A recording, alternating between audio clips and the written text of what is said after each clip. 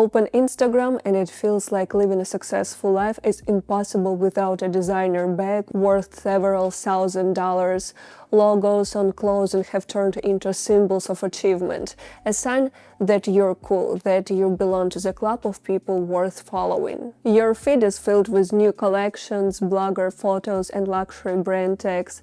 And in this stream, it's easy to believe that real status today isn't measured by who you are, but by what logo shows up on your bag. As a society, we've evolved so much, read countless self-development books, had endless conversations about spiritual growth, psychology and coaching, which all became almost ordinary for us.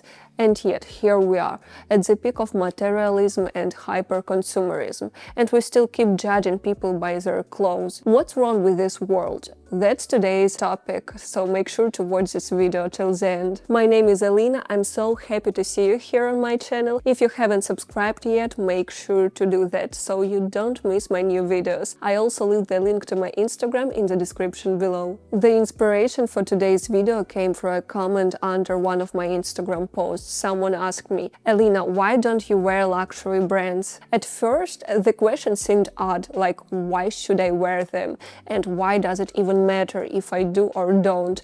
But then I thought about it and realized that for some people this question is very important, even overly important. I'm sure there are people who truly suffer because they can't afford luxury brands, while others spend their very last money on these things just to create a certain impression in their social circle. Let me share a little personal story. I come from a very ordinary family, even a poor one, I'd say. I remember being a teenager and wanting to have more nice clothes, but it just wasn't possible. My husband also comes from the same kind of family. Everything we have now is the result of our hard work. Nobody has ever helped us. I mean, we're people who know the value of money, and we are completely self-made. It took us 12 years to reach the financial stability we have now. It wasn't luck, it wasn't some sudden jump forward. It was gradual growth, daily work, overcoming challenges, teamwork between me and my husband. That's why our approach to finances is rational. We have certain priorities in life, specific things we spend money on, and luxury clothing just doesn't make that list. We live in the US, where expenses are pretty high. For example, right now we are remodeling our house. Doing that in California is extremely expensive. We also pay a lot for the health insurance. We splurge on vacations and we invest in certain projects.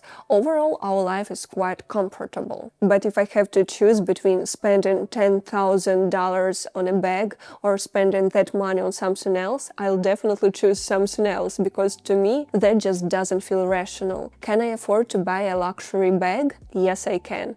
But I don't see the point, especially knowing that we still have so many things to do in our home, that I want to travel, and that there are just so many areas of my life where I could put that money and it would bring more joy and meaning. Taking care of yourself, it's not a luxury, but a necessity. Women's Health and Fitness Day reminded us that taking care of yourself is the best investment you can make. Get personalized workouts, meal plans, and support on the Whispers platform to help you become your best self every day. The discount of up to 50% on a premium subscription won't last long, so take advantage of this opportunity now. I'll leave a link to Whispers in the description below the video. Let's be honest, if my income was so massive that spending $10,000 on a bag felt like buying a cup of coffee, then sure, why not? There are people like that, and for them it's not a big expense. But the real issue is that most people who buy luxury items actually can't afford them. We'll come back to this point a little later. By the way, I think many of you might be wondering where I buy my clothes. Most of my wardrobe is in the mid-range segment. It's more expensive than Zara, but definitely cheaper than Dior or Chanel. And there are plenty of beautiful brands in this category. Continuing with my story and how my relationship with clothes has changed. As our income grew, I bought more and more things. Plus, as a blogger, I also received items from brands. And then I realized that even though my closet isn't huge, and I'm not a fashion blogger who shops every new trend. I still don't manage to wear everything I own. I have so many pieces I wore once or twice, and some still with tags on. I don't have a traditional job where I go to an office Monday through Friday and need new outfits for all the time. In Los Angeles, most people dress very casually. Leggings, hoodies, sneakers for all seasons and all occasions. Also, people here usually drive directly to a destination, a park, a mall, a restaurant, instead of walking around the city. So I constantly think about comfort in my clothing. The weather doesn't change much, so clothes aren't chosen for the seasons either. I remember being a teenager, I didn't have much clothing, and the things I did have were so precious. They brought me real happiness. I had favorite pieces I wore often, but now when clothes are abundant and accessible, my relationship with them is much simpler, and they bring less joy. Sometimes just unboxing an item, try it in a front of a mirror feels like enough. The dopamine rush ends right there. It doesn't feel that exciting anymore. I'm actually glad this gave me the realization that true happiness definitely isn't in material things.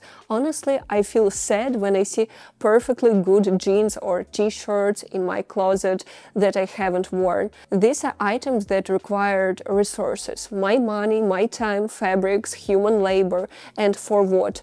Just to sit in my closet? And imagine if I had spent $1,000 instead of $150 on those jeans, it would feel even more meaningless.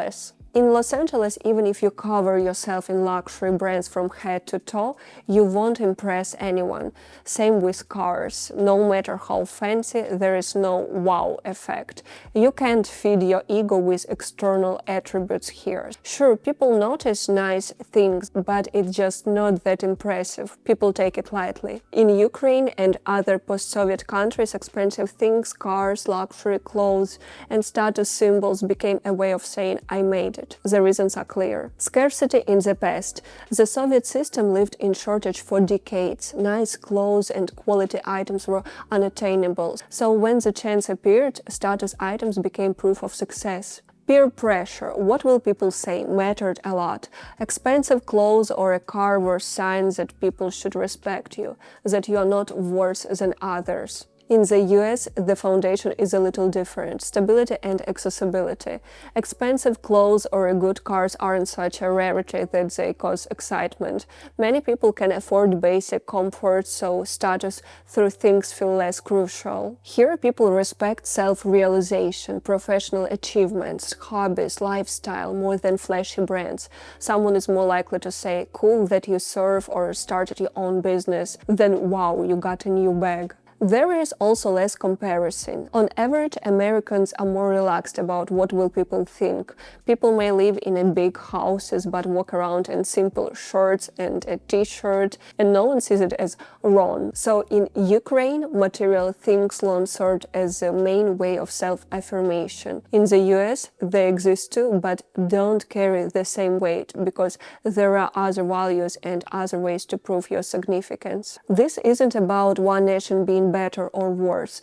Every country has its own history. Ukrainian story was especially dramatic. Wars, famine, the Soviet system all left a deep mark on collective memory. Even today, we carry those scars in the way we think, in our survival instincts, in the need to prove our worth.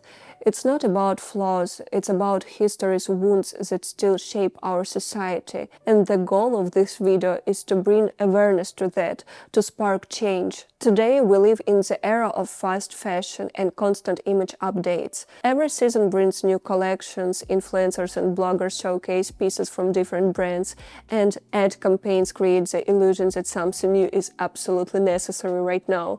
Clothes are no longer just about self-expression or comfort, but about keeping up with expectations and staying on trend. This creates accumulation, closets overflowing with clothes that aren't needed and often go unworn. Advertising and social media work like psychological triggers. They create a sense of scarcity or uniqueness. When you see that everyone is buying a new bag or jacket, you feel like you're falling behind, even if your closet is already full.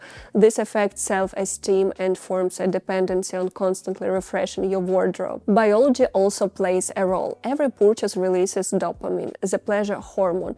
The more often a person repeats the cycle of saw it, want it, bought it, got the quick high, the more it becomes a habit, similar to any other addiction. But just like other addictions, the euphoria fades quickly, leaving emptiness inside, which pushes the person to buy again. Shopping addiction is often underestimated because it's social acceptable.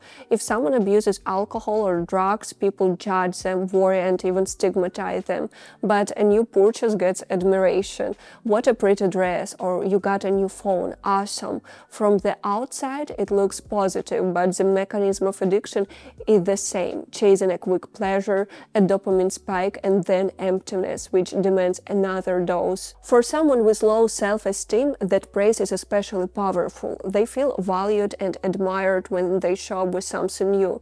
Each compliment fuels the urge to buy again, forming a closed loop. And the fact that this is socially praised makes it even more dangerous because it hides behind normalcy. No one sounds the alarm, since society even encourages consumption, turning shopping into part of identity. That makes it harder to notice the moment when simple treating yourself becomes an uncontrollable addiction. Now let's imagine a scenario where bloggers and celebrities suddenly stop promoting brands and showing new things every day. Instead, they showcase style based on re-wearing clothes, mixing and transforming basics into fresh looks.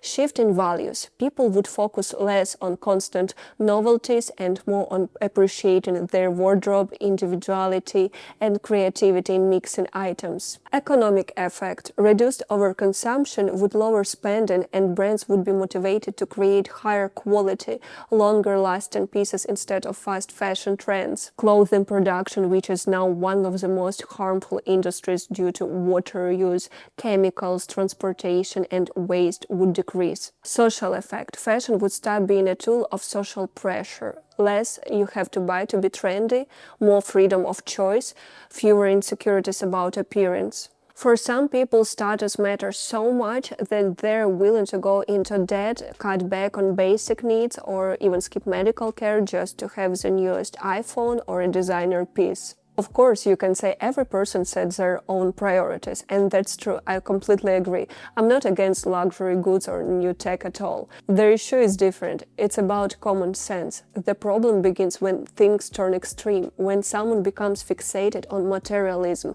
and makes it their main way of self-affirmation. Instead of investing in personal growth, new knowledge, business expansion, a person spent most of their income on an external facade just to impress others. True value shows in something else. When people notice the scale of your personality, your achievements, your projects, your contribution to the world, when your charisma, talent, intellect, and strengths are so vivid that clothes or logos stop mattering because you yourself are already a brand. At the center should always be the person and their inner world. That's the way we should judge others, not by the bag or the watch, but by who they really are. I wish for you to have the means to buy anything you want, but never forget that as a person you are far more valuable than any material object in this world. Don't let yourself feel less just because you can't have something expensive at this moment. Work on yourself, build your self-esteem, self-respect, and self-love, and everything will fall into place. If you enjoyed this video, please support it with a like, and I'll see you very soon.